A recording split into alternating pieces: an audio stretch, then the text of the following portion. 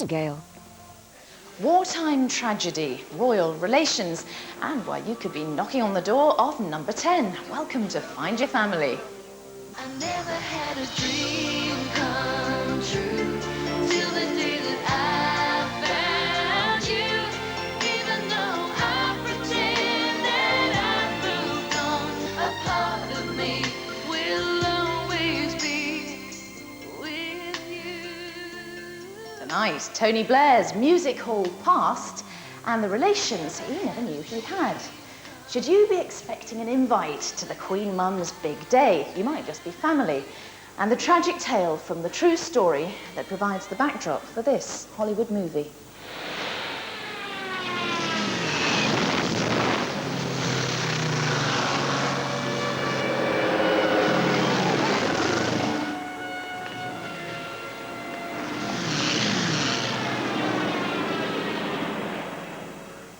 Well, 60 years on from those battles, we join one woman as she journeys back to Greece to find out about the father she never knew, a father who died in that campaign. But first, on Saturday, the Queen Mother celebrates her 101st birthday, and there's sure to be a big party. Well, watch this next film very carefully, because maybe you should be there as one of the family.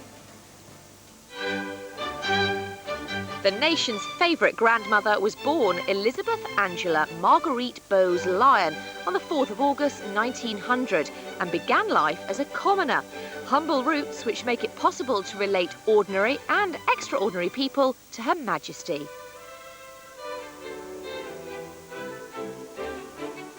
For instance, did you know the Queen Mother is related to Dame Barbara Cartland, President George Bush and a plumber? Or that Her Majesty is related to Alice Liddell, the inspiration behind Alice in Wonderland, George Washington, and a pub landlord. A pub landlord?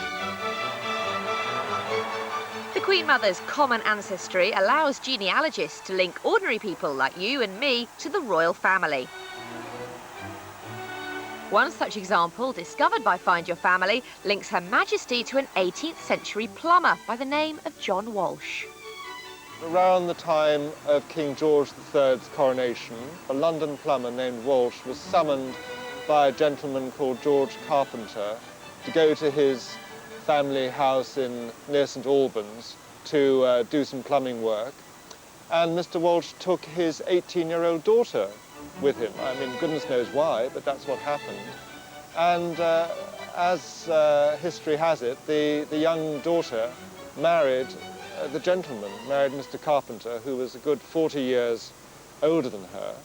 And their daughter, Mary Elizabeth Carpenter, married the local aristocrat, who was the 11th Earl of Strathmore. And the Queen Mother is 6th in descent from the plumber's daughter. In other words, great, great, great, great, great granddaughter. So if your name is Walsh or Carpenter and you live in or can trace your ancestry back to the St Albans area, you might just be related. And you never know, you might even get an invitation to her 101st birthday celebrations this weekend. And where better to have that celebration than in a pub once owned by Brian Hodgson, another of the Queen Mother's ancestors. We discovered Brian pulled pints in the George during the 1750s. His great-granddaughter, Frances Dora Smith, married the 13th Earl of Strathmore, which means there are only 4 generations between the Queen Mother and a pub landlord. He was a colourful character here in Stamford and certainly made a heap of cash running his place. From that, he was able to move his 10 children down to Derbyshire, where he elevated them into the realms of gentility. And from that, you have this man, the great-great-great-great-grandfather of the Queen Mother. Brian had 10 children, so there are going to be a lot of people out there that are related to the Queen Mother. You can imagine the more they multiply, the bigger the family tree is going to get. It's quite unique because we are now able to sort of link up with the royal family. It just shows if a pub landlord and a plumber can be related to the Queen Mother, well, you could be too. Remember, if your name is Walsh, Carpenter or Hodgson, well, who knows? Happy birthday, Your Majesty.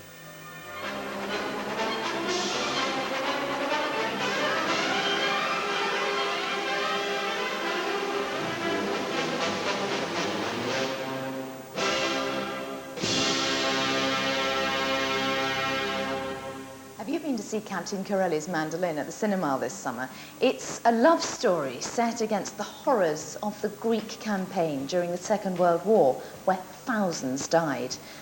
The reality was harsher than film can possibly convey, and even today, many simply can't come to terms with it. Jean Reed's father was one of those who never returned. She was only 18 months old when he died and has no memories of him. Her mother remarried and never talked about him. There was no photo on the mantelpiece, indeed, no photo at all. For over half a century, Jean's never known what her dad looked like. She contacted us, and Ross Kelly prepared to take her on a journey back in time. When I was a very small child, I became aware that my father was dead, that he'd obviously been killed in the war. I've not felt whole or complete until I've started this search. I just want to know what he looked like. That's my biggest priority, to know what the man looked like. Your Auntie Nellie looked after you just after the war. Mm. Your father's sister, who must be some age now. In her 80s, I would say. Do you imagine that any of your father's brothers or sisters might still be alive? That's debatable because he was the second to youngest one. So, no, they might not be alive. And what kind of person was Auntie Nellie? Lovely. Really? Little hair in a bun. And when she went out, she'd tease all these bits and get out curling tongs and make them all frizzy to go out. Lovely little lady she was. Well, Jean, at this stage, let me tell you how far we've got. The regiment he served with, the Royal Engineers, have a museum at their barracks in Kent, and we got in touch with them with your father's details. And they've put us in touch with someone. There were only 5 people left who survived the attack that your father died in. And one of them is a chap who lives up in Liverpool, funnily enough. Really? His name is Frank Gill, and he knows an awful lot about what happened. Really? And he can tell us all sorts of things, like, for example, he is almost 100% sure that the German attack your father died in happened in Piraeus, which is the harbour of Athens, on a Red Cross ship. My father was on the Red Cross ship. And this is where the attack happened, and he died from his injuries later on. So that much we do know, and he's the man who's going to tell us more. So you and I are headed up tonight. First stop It's Liverpool. is the Royal Engineers expert, Mr. Frank Gill, who served certainly in the With same my father. regiment. How lovely. Well, actually, I don't remember your dad, No. you know, as an individual, Yeah. because there were 6 sections in the 580 company, and he certainly wasn't in my company, you see, my section rather. When we went over to Greece, we went right up north, up by the Albanian border, and that was the first area where we had some of our boys killed. And then, of course, the evacuation came, and when we got to Athens, the CO was instructed to go to Piraeus harbour, you see, where there was a few boats to come in, and the one that came in was the Hellas, and we had to take all our ammunition on board, and when it came time to sail, the boat wouldn't go. It had gone aground because there was that many people on board, you see. Yeah. But then about 5 snoopers came over And that was it. and bombed the ship, you see. I've been in touch with 7 different people up and down the country. Yeah. None of them could recall your dad. Yeah. But the 7th person that I rang, he was in the 26th General Hospital section, and he said, I do recall the name, but I couldn't give you any details about him. the man Yeah. himself, you see, Yeah. which proves the point that I was making, that your dad must have been wounded on the Hellas and must have died from his wounds. Yeah. Now, I've got a dilapidated photograph here of the whole company. And See, I don't even know what he looks like. I've got no idea what he looks like. I don't even know when he was born. It's a funny thing that he could be staring out of there. Exactly. One of these is my dad.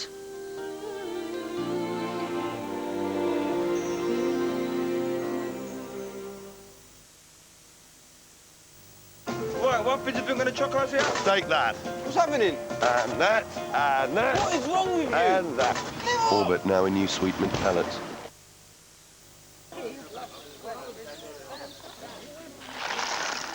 There is a new way to cool down this summer.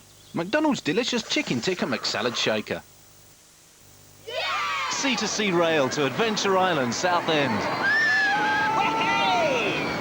You can't say fairer than that.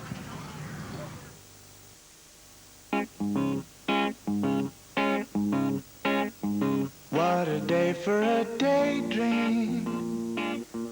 What a day for a daydreaming boy. And I'm lost in a daydream, dreaming about my bundle of joy. The new Vauxhall Astra convertible with remote control hood. Handles life beautifully. Afraid to live in the present. There are a lot of old people on that estate that are easy targets. Bin men have found a body of an old bloke round the back of this block. But impossible to erase the past. What's happened? Have you heard of PTSD, post-traumatic stress disorder? Well, we are trying to do something. Yeah, well, why don't you? Well, that's why I'm here. The Bill, Friday at 9, ITV.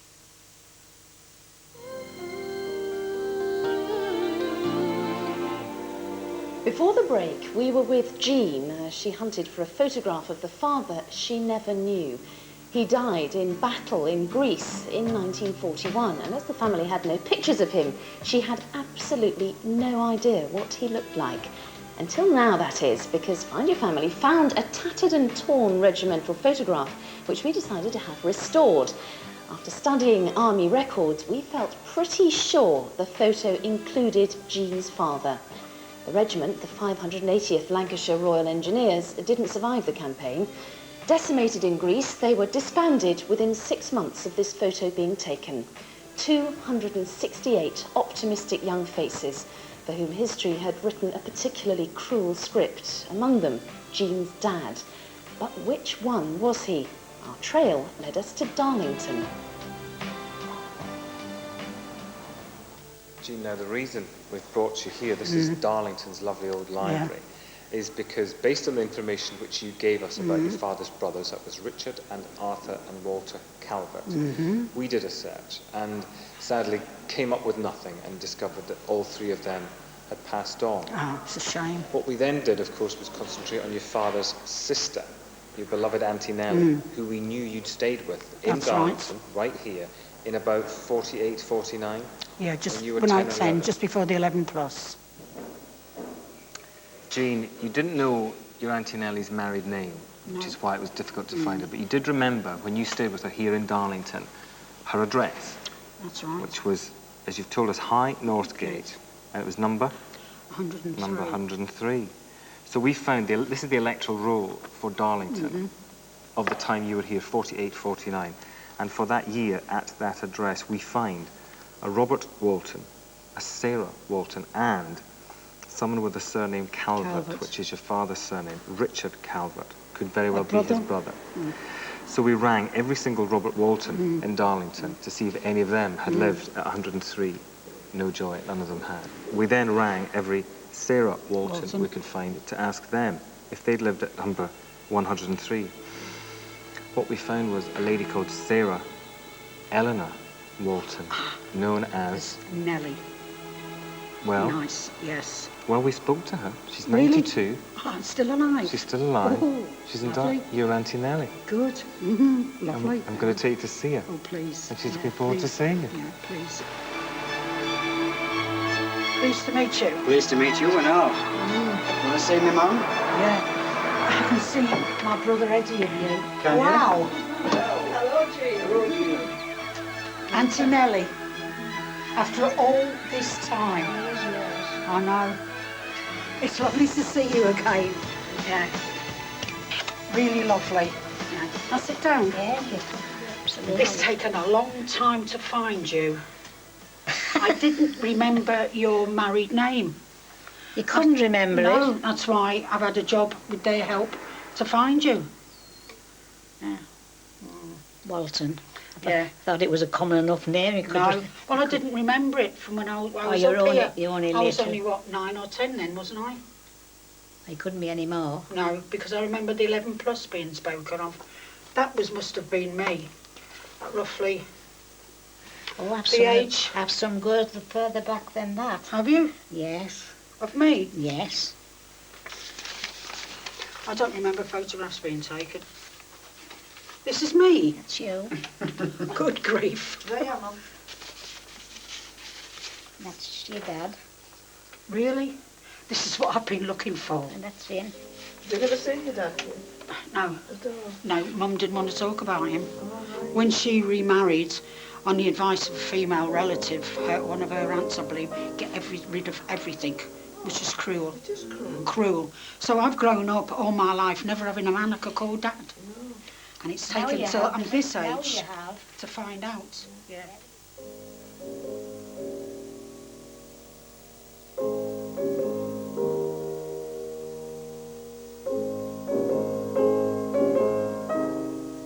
These are all Bill. He was a nice looking bloke, Bill wasn't when he? he was a little lad going to school. Yeah.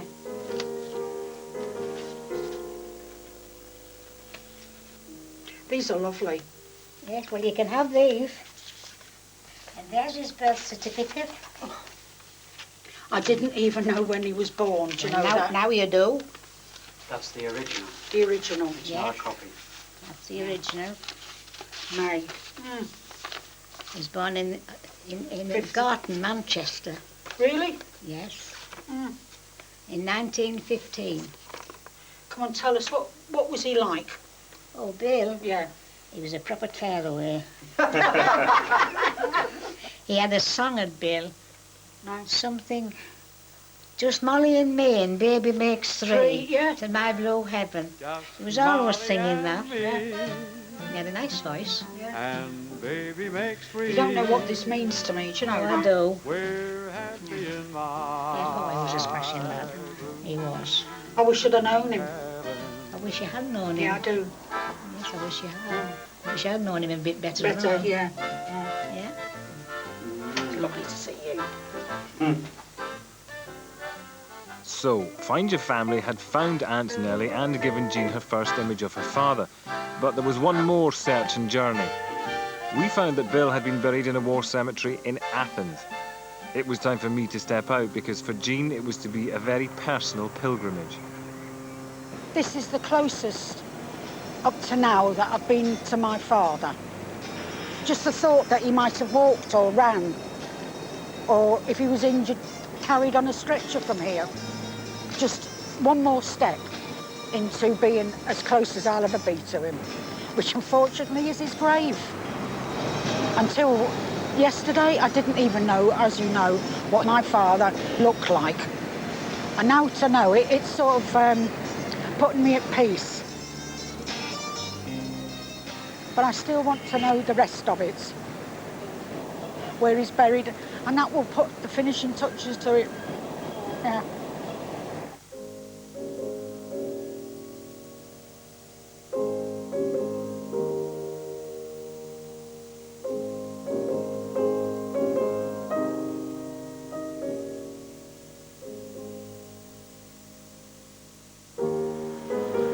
I can't get over there's so many that haven't got graves.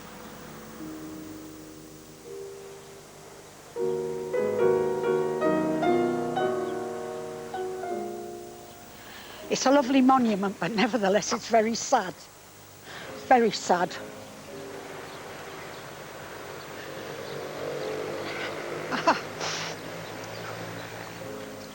Hello, Dad. God, I wish I knew you. A bit late, but I brought you a puppy.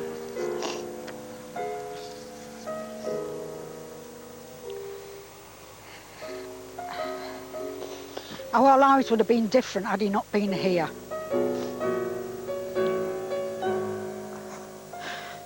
That's from Nellie, and this is from me.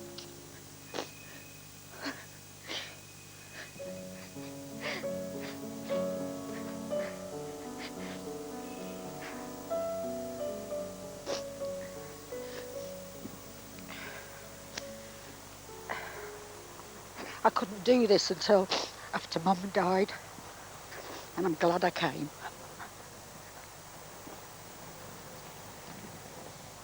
The nearest I've been to him in 60 years. Yeah, I'm all right now. Yeah, I've been. Yeah, yeah.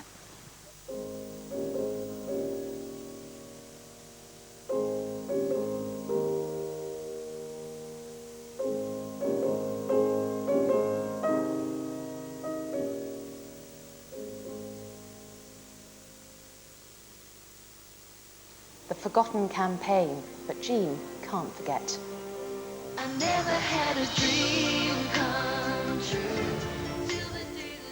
Now, as we saw earlier, the Queen Mother has connected more of us to the royal family than anyone else, really. But if you missed out on that regal connection, would you settle for a political one? Well, Tony Blair's got a pretty colourful family tree, and Vince Rogers has been checking it out.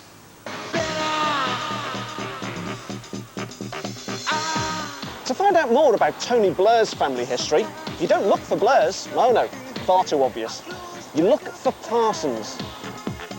In fact, the Prime Minister isn't a Blair at all. His father, Leo, was born with the surname Parsons, but changed it to Blair in 1948 after his foster parents, Jim and Mary Blair. The Parsons were yeoman farmers in Oxfordshire until the mid-1800s, when the family joined the Industrial Revolution and left the land to help build the Great Western Railway. Tony has a theatrical background. His grandfather, Jimmy Linton, was a well-known musical artiste. And through his grandmother, the actress Celia Ridgway, Tony Blair is related to Britain's first politician, Simon de Montfort. It was de Montfort who established the very first modern parliament in 1262. The Prime Minister also has royal links. Through his father's side of the family, he's descended from King Edward III. But could you be related to Tony Blair? The Parsons surname is common, and there are 379 Parsons in Oxfordshire alone who may well be related.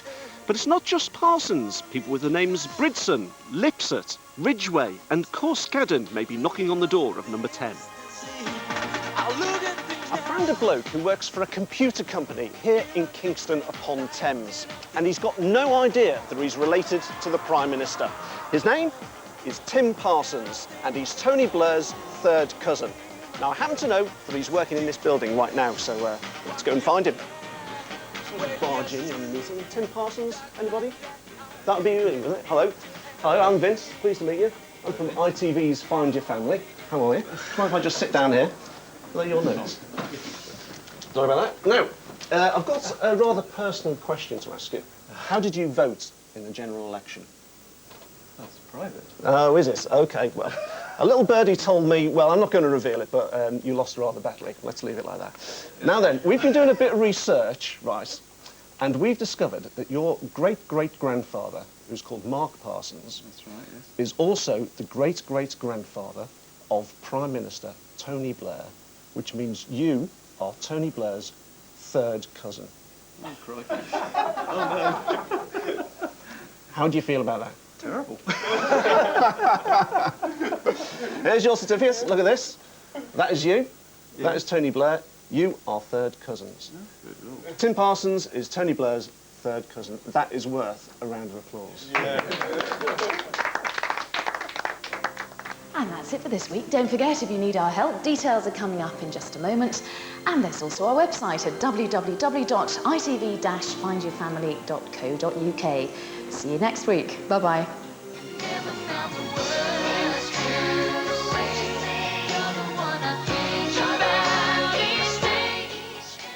Well, next tonight, David Jason is on the hunt for a ruthless kidnapper in A Touch of Frost. A part of me will always be with you.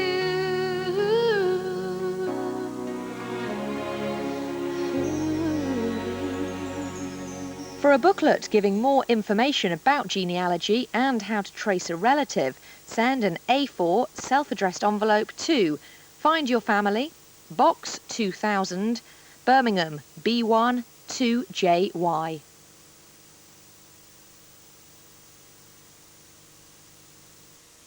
It's getting close.